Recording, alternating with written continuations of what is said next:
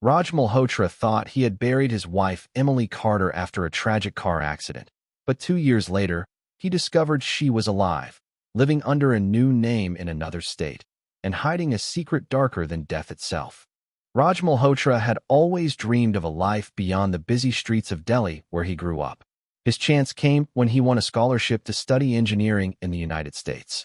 It was there, in the crowded library of his university, that he first noticed Emily Carter. She was everything he was not: outgoing, free-spirited, and always smiling. Emily painted in bold colors that reflected her personality, while Raj lived a life of careful calculation and discipline. Despite their differences, something clicked between them. They spent hours together, studying at first, then exploring the city, and soon they were inseparable. Their marriage was a quiet celebration, attended by a few friends from college. Raj's family in India watched through video calls, proud of his new beginning. Emily's parents were hesitant at first, worried about cultural differences, but Raj's gentle nature won them over. The young couple settled into a modest apartment, filling it with Emily's canvases and Raj's collection of engineering books. Neighbors often commented on how happy they seemed.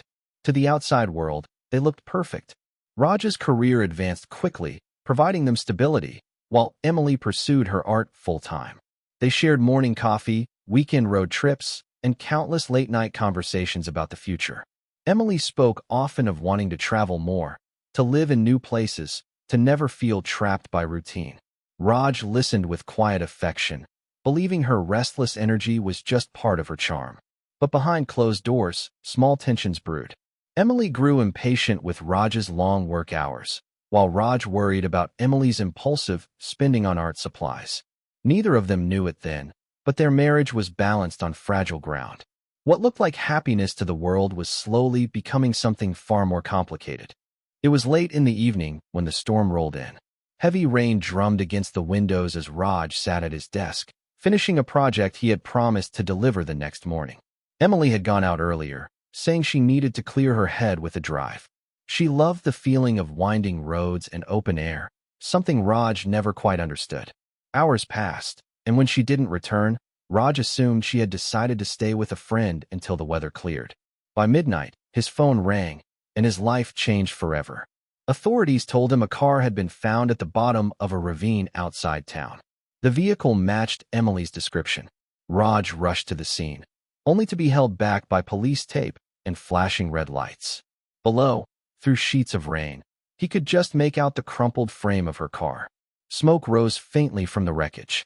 Firefighters had already extinguished the flames, but what remained was twisted metal and the faint smell of gasoline. Investigators reported that a body was discovered inside, burned beyond recognition. Personal identification was impossible, yet the vehicle registration confirmed it belonged to Emily. They explained the road had been slick, the curve sharp, and the guardrail too weak to hold the car. It was labeled an accident almost immediately. Raj stood in shock, numb to the voices around him.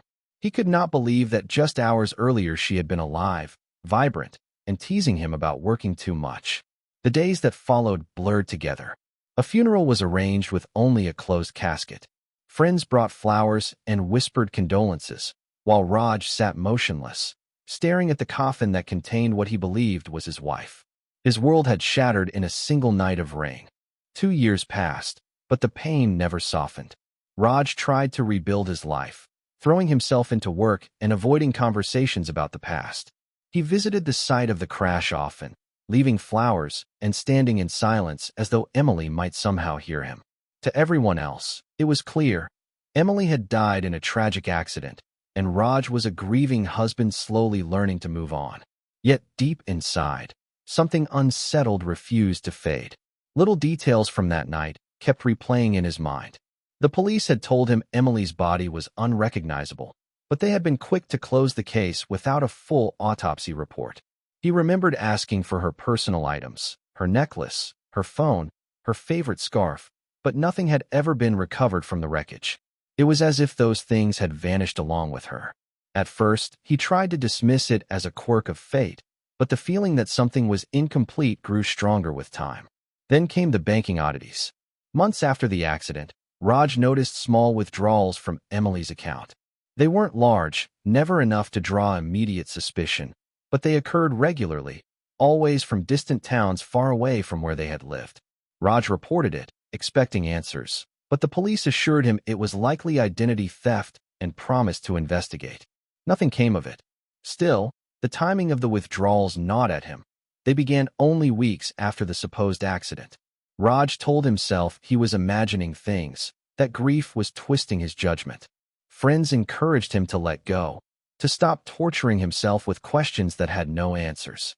But each time he closed his eyes, he saw the wreckage, the missing belongings, and the unexplained transactions. Something inside whispered that Emily's story wasn't over. It was a quiet Sunday afternoon when the truth began to surface. Raj sat alone in his apartment, scrolling absent-mindedly through a photography blog he had recently discovered. The site featured candid street photography from across the United States, snapshots of strangers captured in everyday life. He clicked through image after image, barely paying attention, until one photograph made his breath catch. In the background, almost hidden among the crowd, stood a woman who looked exactly like Emily. She was older, her hair styled differently, but the shape of her face, the tilt of her smile, and even the way she carried herself were unmistakable. Raj stared at the photo for what felt like hours, zooming in, trying to convince himself it was a coincidence. But deep down he knew. Emily was alive. Standing beside her was a man he had never seen before, tall and casual, his arm lightly resting on her shoulder as though they were together. Raj's hands trembled as he saved the photo to his computer. He spent the next few days poring over every detail, searching for clues in the background. A storefront sign revealed the location, a street in Santa Fe, New Mexico. His heart raced with both hope and dread. If Emily had survived, why had she never come back? Why had she left him to mourn for 2 long years? When Raj presented the photo to the authorities, their skepticism was immediate. They reminded him that grief could distort reality, that people often imagined seeing lost loved ones and strangers. But after forensic analysts enhanced the image, even they could not deny the resemblance. It was too precise, too perfect. The woman in the photograph was Emily, and her death, so carefully accepted, was no longer the truth. The authorities reopened the case quietly, determined not to alert anyone who might be involved. Using the photograph as a starting point, they traced the date and location back to a specific weekend event in Santa Fe. From there, they began checking nearby financial activity.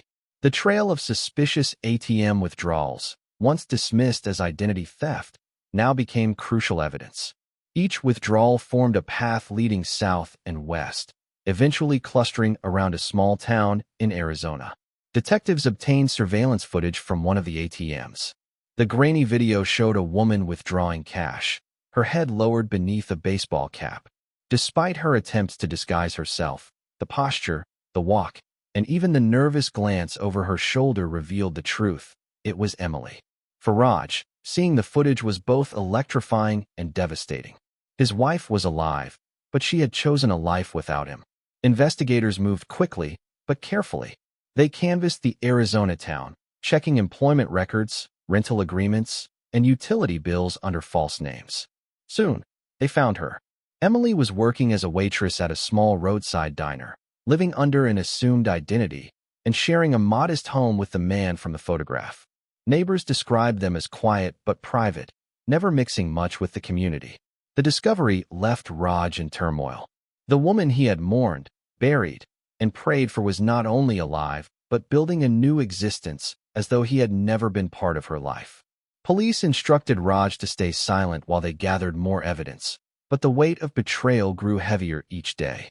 The case was no longer about an accident.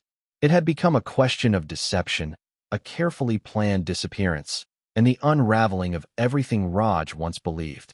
As investigators dug deeper, the carefully constructed illusion began to collapse. Emily had not simply run away to start a new life. Her past revealed a tangled web of lies. Before she met Raj, she had been entangled in mounting debts, failed business ventures, and a volatile relationship with the same man she now lived with in Arizona. When Raj entered her world, stable and hardworking, he became both a safety net and an opportunity. But her restless nature and her secret ties to the other man never truly disappeared. Detectives uncovered financial records showing Emily had quietly taken out multiple credit cards under different names. The debts she accumulated threatened to spiral out of control. With her partner, she began to plot a way out. The plan was ruthless. They would stage a fatal car crash, make it appear she had perished, and use the opportunity to vanish. The burned body found in the wreckage was not Emily's at all. Forensic re-examination revealed it belonged to another woman who had gone missing around the same time. Authorities pieced together how Emily and her accomplice had lured the victim, using her body to make the accident convincing. Insurance records added another layer. Emily's life insurance policy, filed only months before the crash, was paid out after her supposed death. The money had been quietly funneled through accounts connected to her partner. For 2 years, they lived comfortably, moving between towns, never staying long enough to draw attention. What shocked Raj most was how deliberate it all was. Every tear she had shed before that stormy night, every word of affection, was part of a larger scheme. The tragedy he thought was fate had been carefully orchestrated betrayal, a crime hidden beneath the guise of love and loss. The arrest came at dawn. Police surrounded the small Arizona home, catching Emily and Daniel completely off guard. Neighbors later recalled the flashing lights and the sound of handcuffs clicking shut. For years, the couple had blended into the quiet suburb, pretending to be ordinary, while their entire existence rested on lies. Now the truth was exposed. Both were charged with fraud, conspiracy, and murder. The body in the ravine, once believed to be Emily, had finally been identified as an innocent woman whose disappearance had gone unnoticed outside her own struggling community. The trial drew intense attention. Headlines carried the shocking story of a husband who mourned his wife, only to find her alive years later. In the courtroom, Raj sat in silence, listening as prosecutors revealed the details of the scheme. Each revelation deepened the wound. Emily's voice, once a comfort to him, now echoed with betrayal as she was described as the mastermind behind the plot. Daniel's role was clear, the loyal accomplice, willing to do anything to help her vanish and start again. The jury deliberated for days before delivering guilty verdicts. Sentences were harsh, reflecting not only the fraud but the life stolen to make their escape possible. Emily and Daniel were led away in chains, their dream of freedom ending in a cold prison cell. For Raj, the conclusion brought no celebration. He had not only lost a wife, but discovered that the love he cherished had been nothing more than a mask. Friends and colleagues urged him to rebuild, to start over, but the shadow of betrayal lingered. The world saw the case as a shocking crime, but for Raj, it was a personal tragedy, a reminder that sometimes the deadliest lies are told by those closest to us.